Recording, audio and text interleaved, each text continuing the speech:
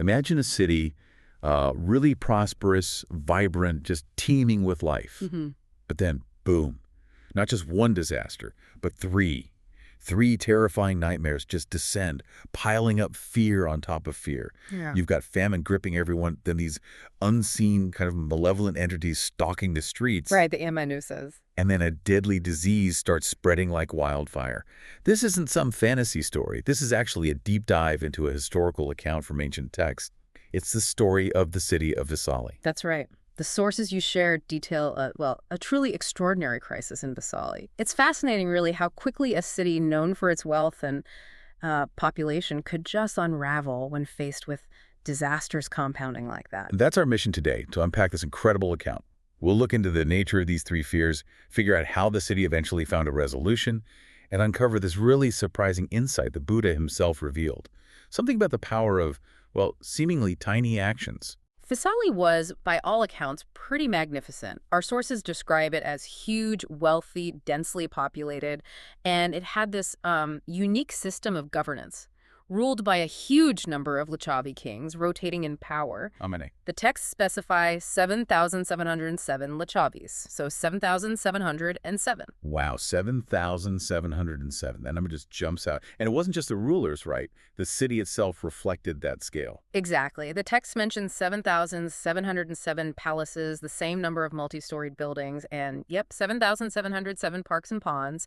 It really paints a picture of, incredible abundance. But all that prosperity, it wasn't like a shield against hardship. No, not at all. The sources tell us the city started to suffer because food and grain became scarce, a situation they called Dhabika and Dasasa, basically famine conditions setting in. Okay, so there's nightmare number one, famine. And the texts are pretty blunt about the impact, aren't they? Saying, due to the fault of starvation, poor people died first. Yeah, it wasn't slow. The most vulnerable got hit immediately and hard. And this is where it gets even, well, stranger and more horrifying. The sources say, what was it? By the scent of the abandoned corpses of those poor people, non-human beings entered the city. That's it. These amanusas, as the texts call them, unseen malevolent entities, basically drawn in by the smell of death. So the famine deaths literally attracted another terrifying problem. And did their presence make things even worse? Oh, absolutely. The account clearly states more human beings died because of the oppression by the non-human beings. It just became this vicious cycle, death leading to more death. And it still wasn't over. The texts then describe a third disaster. Yes. Due to the repulsive state of the scent of those corpses, a disease called ahivadakaroga arose. This sounds very much like, a severe epidemic, maybe something like cholera, given the description. Right, so you've got famine killing the poor, their unburied bodies attracting these spirits who cause more death, and the smell of those corpses triggering a deadly disease. Exactly. As the sources explicitly put it, thus three fears arose: fear of famine, fear of non-human beings, and fear of disease. And this wasn't just a bad spell for Vesali. This was completely unprecedented. The citizens told their king these fears had never occurred before, even up to the 7th generation of kings. Right. It was a catastrophe totally outside their experience. And they also made a point of saying, problems like these should not arise during the reign of kings ruling righteously. A bit pointed, perhaps. So, facing this unimaginable crisis, the people turned to their leader, the king. Naturally, the text described them gathering and appealing to him. And the king's reaction is quite interesting, isn't it? It really is. He calls an assembly and basically asks them to check him. If there's unrighteousness in me, examine it. He wanted to know if his own conduct was somehow the root cause. But they looked into it. They did. The sources say the citizens examined all customs and found no fault in the king. So it wasn't a failure of his leadership, not in a moral sense. The cause and the solution had to be elsewhere. So they started discussing how to fix things, how to pacify these fears. Yeah, the initial ideas were, traditional. Things like rituals, prayers, and auspicious acts. The texts confirm they tried all that. They performed all that method, but Nothing. It was futile. They were unable to repel the fears. Okay, so the usual methods failed completely. They needed something different, something more powerful. Exactly. The sources say, others said, 6 teachers were mighty and powerful. When they merely come here, the fear will subside. So they were considering other big-name religious or philosophical figures of the time. But then someone had a different idea, an idea that changed everything. Yes. Yet others said, a fully enlightened Buddha has arisen in the world. That blessed one taught the Dhamma for the welfare of all beings, mighty and powerful. When he comes here, these fears will subside. That was the turning point. The sources say everyone rejoiced at that saying. Instantly, they wanted to know where this Buddha was. Right. At that specific time, the Buddha was staying in Veluvana, the bamboo grove, near Rajagaha. He'd actually already made a commitment to King Bimbisara about staying for the upcoming rains retreat season. So inviting him wasn't straightforward. How did they manage it, especially with that prior commitment? Well, the sources tell us that Prince Mahali the Licchavi was in that assembly, and he was already a follower of the Buddha. He had attained stream entry. Ah, okay, so they had an inside connection, sort of. You could say that. The citizens put together a great offering, a significant gift, and they chose Prince Mahali and the son of the Purahita, the chief priest, as their envoys. And their mission. Simple. Inform King Bimbisara and bring the teacher here. So they went to Rajagaha. Did they go straight to the Buddha? No. First, they went to the king. They presented their offering to King Bimbisara, explained Vesali's terrible situation, and made their request. Great king, please send the teacher to our city. And King Bimbisara's response, it wasn't just a yes or no, was it? No, it was really interesting. He just said, you yourselves know. Meaning what? The commentary suggests it meant, essentially, you should ask the Buddha directly. It kind of shows a recognition that the Buddha makes his own decisions, even for a king like Bimbisara. Okay, so the envoys took the hint and went straight to the source. Exactly. They approached the Buddha, paid their respects, and laid out their desperate plea. Venerable Sir, 3 fears have arisen in Vesali. If you go, they will be pacified. Please come, Venerable Sir, let us go. Now, the sources say the Buddha didn't just say yes immediately. He stopped and reflected what was going through his mind. This reflection is key. The Buddha knew about the Ratana Sutta, this incredibly powerful protective text. He foresaw that if it was recited in Vesali, its protective influence would spread unbelievably far. The text has 100,000 million world systems, just vast. 100,000 million? That's astronomical. It is. And he also foresaw that at the end of the sutta's recitation, a huge number of beings, 84,000 specifically, would gain this deep understanding of the Dhamma, the teaching, and crucially, the fears would be pacified. So knowing this incredible outcome was possible, he accepted their invitation. He did, and then the preparations for his journey began, and they were just epic. King Bimbisara heard the news. Oh yes. King Bimbisara found out the Buddha had accepted the invitation to Vesali. He had a proclamation made in his city, Rajagaha. He went to the Buddha, confirmed his acceptance, and then said, "Then, Venerable Sir, please come. First, I will prepare the road." And prepare the road was a bit of an understatement, wasn't it? Massively. We're talking about the road between Rajagaha and the Ganga River, a distance of 5 yojanas, which is, quite a long way, many miles. They made it perfectly smooth and level, removed all the stumps and thorns. Wow. And they built rest stops. Yes, they built a vihara, a resting place or monastery, at every yojana along the way. That's 5 viharas in total. Incredible preparation. Then the Buddha set out with 500 monks and the journey itself. King Bimbisara's people scattered 5-colored flowers knee-deep along the road at every yojana. Knee-deep in flowers. Knee-deep. And they lined the route with banners, flags, and plantain trees. And the umbrellas. The texts use this phrase, chata atichatam, umbrellas upon umbrellas. 2 white umbrellas specifically for the Buddha, and 1 white umbrella for each of the 500 monks. That's a lot of umbrellas. Yeah. A real sign of immense respect. Absolutely. A visual representation of immense honor and protection.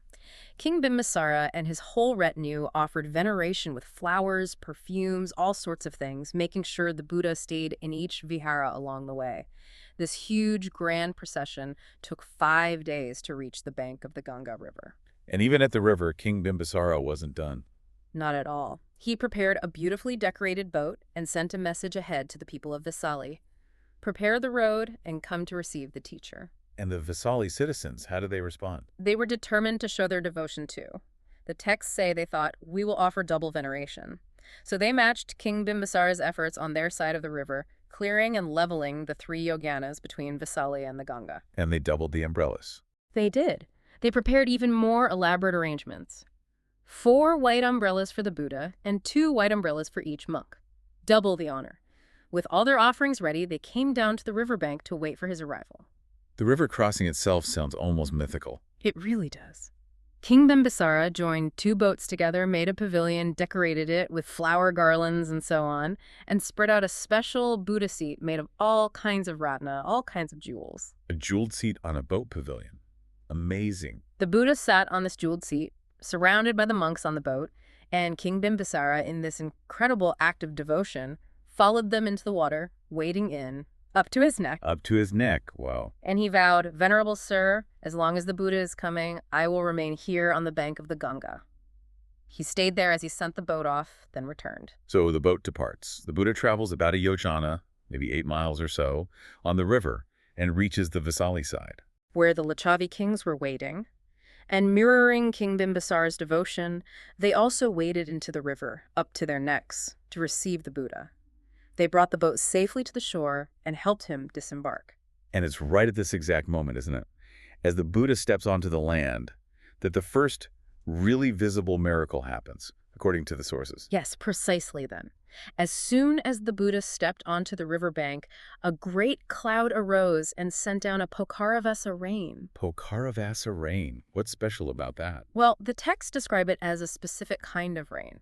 Maybe gentle, or perhaps falling only where it was needed, not like a destructive storm. Some commentaries say it was like lotus petals falling. But its effect was dramatic. Yeah. And absolutely crucial for Vesali. Oh, completely. The water flowed everywhere, getting quite deep in places knee-deep, thigh-deep, even waist-deep, and it performed this vital cleansing. It washed all the corpses into the Ganga River. So the immediate source of the plague, the thing attracting the non-human beings, it was literally washed away. Exactly. The ground became clean and pure. A literal, physical cleansing of the city's most pressing problem. Now, the journey from the river into Vesali itself, that was also marked by extraordinary veneration. Yes, the Licchavi kings escorted the Buddha over the next 3 days, having him stay in a vihara at each yojana, just like on the other side. And they offered immense veneration, keeping their promise of offering double the veneration that King Bimbisara had given.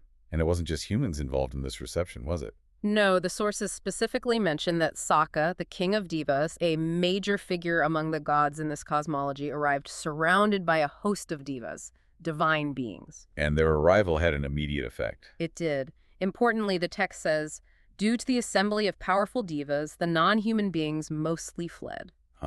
So the mere presence of this celestial entourage started driving away those unseen entities that were plaguing the city. Exactly. Their power had an immediate impact, even before anything else happened.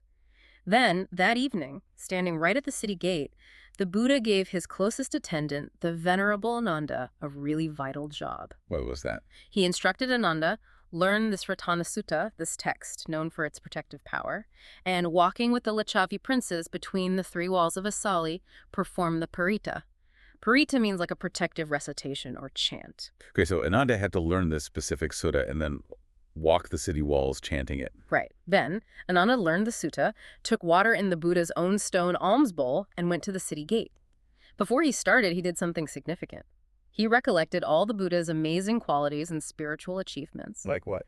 Everything from his perfections cultivated over lifetimes, his great sacrifices, his conduct for the welfare of the world, his enlightenment, setting the wheel of Dhamma in motion, all these profound qualities. And then he started walking and reciting. What happened? Recalling these qualities, he walked through the city all night long, throughout the 3 watches of the night, between the 3 city walls.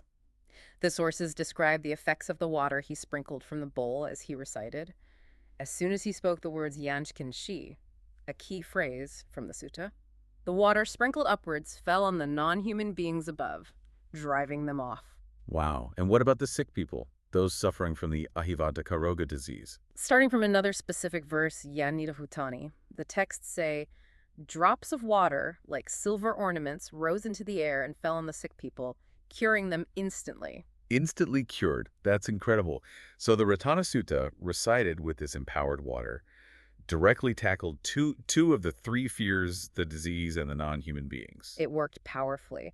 Any remaining non-human beings who hadn't already fled with the devas, maybe hiding in rubbish heaps or walls, were touched by these drops of water and just fled through whatever gate they could. They were desperate to get out. So desperate, the texts say, that the gates became blocked, with them trying to escape, and they actually broke through the walls and fled. So the city was finally getting some peace. The immediate threats, the plague, The spirits were dealt with by the Sutta and the water, and presumably the famine started easing once the Buddha arrived and things calmed down. That seems to be the implication, yes. With the core fears pacified, the city could breathe again. The citizens cleaned and decorated the main city hall, the Santhagara, prepared a special seat for the Buddha, and brought him there for a grand assembly. And in this assembly, the Buddha reinforced the solution, the source of their relief. Exactly. He sat down on the prepared seat, looked at the whole assembly monks, Licchavis, even Saka and the Devas who were there, and he recited the Ratana Sutta again. And the impact this time went beyond just physical healing, didn't it? Yes, it was profound spiritually. At the end of the discourse, 84,000 beings attained understanding of the Dhamma. A huge number of people experienced a deep spiritual awakening right there. 84,000. He continued teaching the Sutta for a while. For 7 days, the texts say, repeating it each day, really embedding its importance. Then, knowing that all fears were pacified, the Buddha prepared to leave Vesali. And the departure was just as grand as the arrival, I imagine. Absolutely. The Licchavi kings escorted him back to the Ganga River over 3 days. And again, they offered double veneration, outdoing even their initial reception efforts. Now, this is where the story expands even further, right? Beyond just humans and the devas we've already met. Right. It becomes truly cosmic. The Naga kings, these powerful serpent-like beings dwelling in the Ganga River, saw all the devotion from the humans and thought, humans are offering veneration, what should we do? So they wanted to get involved too. Oh, yeah. They created these incredible boats made of pure gold, silver, and jewels. They set up seats made of the same precious materials. They magically made the river's surface covered with 5 different colors of lotuses, and then they appealed to the Buddha, asking him to please show them favor by getting onto their boats. So even the powerful Nagas were asking for the honor of hosting him. It turned into this universal display of veneration. Humans and Nagas both offered veneration to the Tathagata, and the Nagas went over the top. They raised umbrellas upon umbrellas that were a yojana high. A yojana high. That's miles high. That completely dwarfs the human umbrellas. Absolutely. This wasn't just city-level gratitude anymore. This was universal reverence breaking out. So how did it look? The sources describe this incredible scene, umbrellas upon umbrellas being raised by the Nagas from below the water, by humans on the ground, by ground-dwelling devas, and then by sky-dwelling devas up in the air. It spanned from the Naga realm right up to the Akanihur realm, one of the very highest divine levels in this cosmology, right at the boundary of the entire cosmic system. Unbelievable, like the whole universe was participating. Exactly. Banners, flags, flower garlands, scented powders, incense, everything filled the space between the umbrellas. It was like the entire cosmos became a single decoration, a single festival. Divine beings, Devaputas, appeared looking like festival goers, shouting praises. Wow. So this level of cosmic power, this universal veneration, you naturally assume it comes directly from being a Buddha, right? From his inherent power. But this is where that surprising twist comes in. Precisely. The sources actually call this event, this assembly at the Ganga River crossing, one of only 3 truly great assemblies in history. They rank it alongside things like the Twin Miracle and the Buddha's descent from the Tavatimsa heaven. It was that significant. And meanwhile, King Bimbisara was still waiting on the other bank. Still there, watching for the Buddha's arrival, having prepared his own veneration, which was double that offered by the Licchavis. Everyone was trying to outdo each other in showing devotion. So much devotion from everywhere. How did the Buddha handle it all? Seeing the incredible efforts of the kings on both sides and understanding the intentions of the Nagas, the Devas, everyone, he did something remarkable to accommodate all this veneration simultaneously. He created a manifested Buddha, a Nimitta Buddha, complete with a retinue of 500 monks on each boat. Manifested Buddhas, like magical duplicates. Why so many? Exactly, so that everyone, everywhere, could offer their veneration directly to a Buddha at the same time. He himself got onto one of the special jeweled Naga boats to show favor specifically to the Nagas, but he also created manifested Buddhas with retinues for the ground-dwelling devas, the sky-dwelling devas, everyone. So the whole cosmic system really did become like a single festival. Everyone got to participate directly. That's the idea. Thus, the entire cosmic system became as if a single festival and celebration. And the Nagas got their wish too. Yes, they received special honor. They led the Buddha and the assembly of monks into their own Naga realm underwater. They listened to a Dhamma talk from the Buddha all through the night, and then offered the monks divine food the next day. What an incredible detour. Yeah. After this multi-realm event, the Buddha finally returned to Rajagaha. Yes. Worshipped by beings from well, pretty much the entire cosmic system. He crossed the Ganga, this time with 500 boats carrying him and the monks. King Bimbisara received him with immense honor, again offering double that given by the Licchavis on the return journey, and escorted him back to Rajagaha over 5 days, following the same careful procedure as before. So, the Vesali crisis was completely resolved, the city was healed, the plague gone, the spirits banished, the famine presumably over. And the Buddha received this just astonishing universal veneration from humans, Nagas, Devas, everyone. And you might just assume, okay, all that grandeur, all that cosmic celebration was simply the natural result of his immense power as a Buddha. But the sources reveal something else, don't they? A surprising origin. That is the absolute key twist in this whole story. The very next day, back in Rajagaha, the monks were gathered in their discussion hall at the Dhammapada, just marveling at everything they'd witnessed. Still processing it all, I guess. Completely. They were exclaiming about the power of the Buddhas, the incredible faith of devas and humans in the teacher. They were recounting the whole magnificent journey, the 8 yojana path cleared perfectly, the sand scattered, the knee-deep flowers, the Ganga covered with lotuses, those umbrellas reaching the highest heavens, the entire cosmic system like one massive festival. They were clearly just blown away by the sheer scale of it all. And the Buddha came in. Yes, the Buddha came and asked, "Monks, what discussion are you engaged in now?" They told him, recounting all the magnificent worship and honor he'd received. And his response. This is the revelation. He replied, "Monks, that worship and honor was not brought about by my power as a Buddha, nor by the power of Nagas, Devas, or Brahmas." Wait, hang on. Really? If it wasn't the power of the Buddha himself or all those powerful cosmic beings like Nagas and Devas, what was it then? The Buddha revealed, but in the past it was brought about by the power of a small sacrifice. A small sacrifice. They Yeah. caused all that. The cosmic umbrellas, the universal celebration, the path clearing, the flowers. That's the astonishing insight you mentioned at the start. That's it. And to explain this, well, frankly, almost impossible sounding connection, the Buddha then recounted a story from one of his past lives. Okay, so who was he in that past life? He said that in the past he was a Brahmin named Sangha who lived in Takasila. And this Brahmin, Sangha, had a son named Susima who was about 16 years old. And what was young Susima up to? Susima wanted to go to Varanasi to study mantras, ancient texts or sacred practices.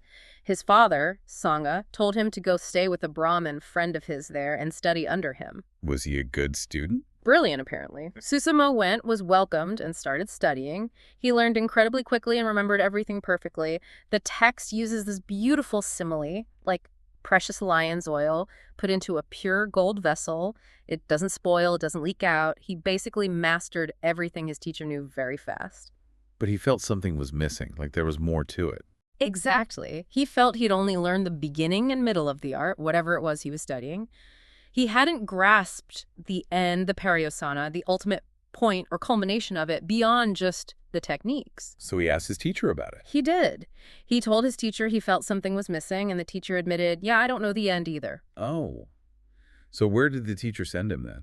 Susima asked, "Well, who does know the end, teacher?" And the teacher told him, "These hermits, these Isayo wise ascetics, they reside in Isipatana, which is near Varanasi. Yeah. They would know. Go to them and ask." So Susima went to find these hermits, these Pecheka Buddhas, who are solitary enlightened beings, right? They achieve enlightenment on their own. That's correct. He found them and asked, "I hear you know the end." They replied, "Yes, we know." So Susima asked them to teach him. And what did they say? What was Yeah. the condition? They confirmed they knew it, but they had a strict condition. Mm-hmm. "We do not teach one who has not renounced the world. If you want the end, you must ordain." Basically, you have to join our way of life, become a renunciant, give up the ordinary householder life. That's a huge commitment just to learn something. Did he do it? He did. Susima just said, "Sadhu," like very well, or okay, and he ordained with them. And did he learn the end? He did more than that. The sources say that because he had such a strong, complete inclination, such a readiness for this path, he very quickly attained Pachika Buddhahood himself while learning with them. Wow, he achieved that same high level of solitary enlightenment himself. Exactly. He became well known throughout Varanasi for his spiritual attainment, reaching the highest gain and fame. However, There's a however. the story notes rather sadly that he passed away soon after because of past karma leading to a short life. Some past action meant his lifespan in that enlightened state was short. So a brief but incredibly significant life. What happened after he passed away? The other Pacceka Buddhas and the people of Varanasi performed the funeral rites for him, collected his relics, and then erected a stupa, a memorial mound or shrine near the city gate to honor him. Okay. Meanwhile, back in Takasila, the Brahmin Sangha, his father, didn't know any of this had happened. No idea. He just thought, my son Susima has been gone a long time. I should go find out what's happened to him. So, wanting to see his son, he traveled all the way from Takasila to Varanasi. When he arrived, he saw this large crowd gathered near the city gate by the stupa. And he figured someone there might know about Susima. Right. He thought, surely one of these people will know about my son. So he went up and asked, a young man named Susima came here from Takasila. Do you know what happened to him? And the crowd told him the whole story. They did. Yes, Brahmin, we know. That young man studied the 3 Vedas here. Then he ordained with the hermits in Isipatana, attained Pacceka Buddhahood himself, and then he passed away. This stupa here has been erected for him. Oh, wow. How did the father, Sangha, react to hearing that news? His son had become enlightened but then died. The sources describe his intense grief. He apparently struck the ground with his hand, weeping and lamenting, just heartbroken. But then, despite his sorrow, he went over to the area around the stupa his son's relics were in, and he performed a series of very simple, very humble acts of veneration. Okay, what were these small, simple acts? Really basic things. He pulled up the grass to clear the area immediately around the stupa. He took some sand in his upper cloth, his robe or shawl, and scattered it neatly in the stupa area. He sprinkled some water from his water pot to settle the dust or purify the ground. He found some wildflowers nearby and offered them. He took his cloth and raised it up like a banner. And finally, he took his own umbrella and tied it over the stupa as a sign of respect and protection. Then he just left. Those sound like such incredibly simple, almost mundane actions. Pulling weeds, scattering a bit of sand, using his own clothes and umbrella for decoration because he had nothing else. Exactly. Ordinary, humble, but heartfelt acts of devotion done in grief. And that's the profound part, because the Buddha then finished the story by telling the monks, at that time I was the Brahmin Sangha. Whoa. So the Brahmin performing those simple, spontaneous acts of devotion for his Pacceka Buddha son's memorial, that was a past life of the Buddha himself. Correct. And then the Buddha made the absolutely astonishing connections, linking each of those small, humble actions performed lifetimes ago directly to the magnificent cosmic veneration he had just received on the journey to and from Vesali. Okay, let's hear those connections again. This is amazing. What resulted from him just pulling up the grass around the stupa? The Buddha explained, I pulled up the grass at the stupa area of Susima the Pacceka Buddha. As a result, and data of that karma, that specific intentional action, the 8 yajna path, miles and miles of road, was cleared of stumps and thorns and made clean and level for his journey to Vesali. His simple act of clearing a few feet of ground resulted in a perfectly prepared highway. Unbelievable. And scattering sand from his cloth. I scattered sand there. As a result of that karma, sand was scattered on the 8 yajna path. Offering those wildflowers he found. I offered wildflowers there. As a result of that karma, multicolored flowers were scattered knee-deep on the 8 yajna path. And the water in the Ganga for 1 yajna was covered with 5 colored lotuses. The beauty offered by the Nagas reflected the beauty he offered then. Sprinkling water from his little water pot. I sprinkled water on the ground with my water pot. As a result of that karma, the Pokaravasa rain, that miraculous cleansing rain, fell in Vesali. His simple act of sprinkling water resulted in a city-cleansing downpour. And finally, raising his cloth as a banner and tying his own umbrella over the stupa. I raised a banner there and tied my umbrella. As a result of that karma, the entire cosmic system up to the Akanitha realm became like a single festival with banners, flags, and umbrellas upon umbrellas.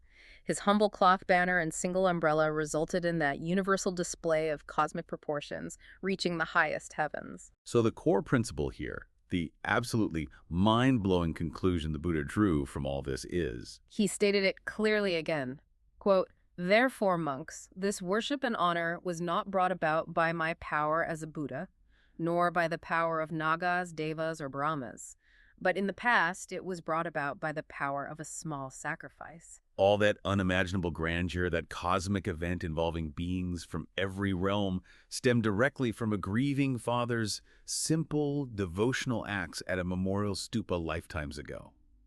It just completely flips the script on what we might think creates such vast positive results. It wasn't instantaneous power. Well, It was old karma ripening. exactly. It shows the incredibly profound power contained within seemingly insignificant acts of merit, acts of devotion, acts of sacrifice, especially when they're directed towards something truly worthy of veneration, like the relics of an enlightened being, even a Pachakaba.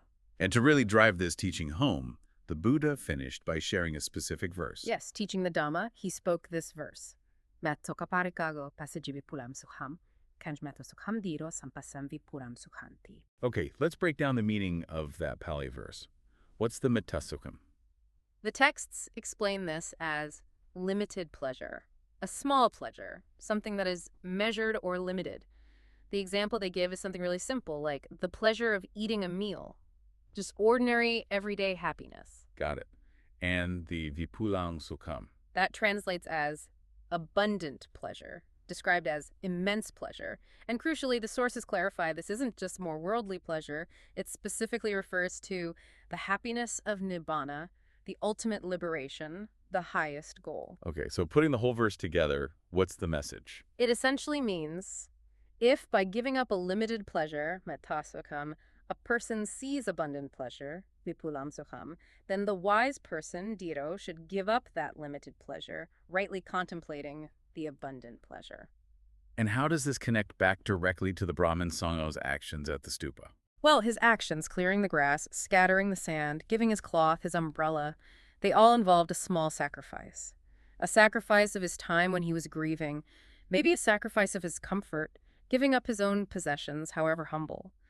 By giving up that limited pleasure or comfort, or maybe just acting despite his grief, and directing that action towards venerating the Pachakabuddha stupa, he set in motion the causes for that unimaginable future happiness and immense merit, the abundant pleasure that manifested as that cosmic reception, and which ultimately contributes to the path towards nibbana. So the teaching is broader. Yes, the teaching applies generally. If sacrificing something small and immediate, like the pleasure of a meal, or maybe some free time, symbolized by actions the commentary mentions, like observing the upasatha precepts or making offerings, allows one to gain a much greater, more lasting happiness, potentially even the ultimate happiness of nibbana, then a wise person, someone who sees the immense value of that greater, abundant happiness, will readily give up the small, limited, immediate pleasure. So we've journeyed with the city of Vesali through those terrifying depths of the three fierce famine, the unseen beings, the disease. We saw their miraculous resolution through the arrival of the Buddha and the power of the Ratana Sutta recitation. Culminating in that absolutely incredible cosmic celebration of universal veneration involving humans, nagas, devas. And then we got the astonishing revelation that all that immense result, all the grandeur of that reception, didn't just spring from the Buddha's inherent power in that moment. It was actually the ripening fruit of those simple, humble, devotional acts performed lifetimes before by the Brahmin Sangha, the power of a small sacrifice. It's such a powerful reminder, isn't it, that actions we might think are insignificant, maybe just a small act of kindness or clearing some weeds or offering something simple, when they're done with sincerity, with good intention, especially towards something worthy, they can plant these seeds with just unimaginable potential. Effects that unfold across lifetimes, maybe even influencing things on a cosmic scale eventually. It really makes you think, what is this story, spanning lifetimes involving gods and nagas and miraculous rain? What does it mean for us, today? Well, it certainly raises an important question for all of us to consider, doesn't it? When we face those small choices, when we choose to maybe sacrifice a small, immediate pleasure or a bit of comfort for some larger, perhaps less tangible good, maybe it's just an act of kindness when we're tired, or a moment of mindful patience when we're stressed, or sticking to a commitment to virtue even when it's inconvenient. Are we maybe a bit like the Brahmin Sangha tending to that simple stupa? Are we planting seeds whose future fruits, whose future abundant pleasure might be far, far beyond what we can possibly comprehend right now?